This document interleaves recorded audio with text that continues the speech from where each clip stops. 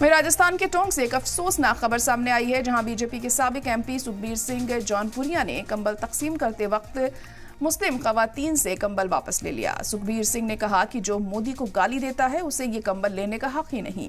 साबिक सांसद कंबल बांट रहे थे, तभी एक खातून से उनका नाम पूछा गया, जिसने शुक्रन खान सुनते ही सांसद भड़क उठे, कहा हट एक तरफ, कंबल यहीं छोड़ दो। मामला निवाई इलाके के करेंडा गांव का है। बीजेपी के साबिक एमपी का ये मुतनाज़ा वीडियो सोशल मीडिया पर तेजी से वायरल हो रहा है, जिसकी चौतरफा मजम्मत की जा रही है। आप इधर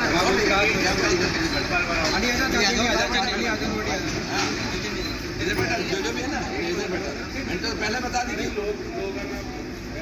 आप उधर बैठा, हाँ, जो भी है ना,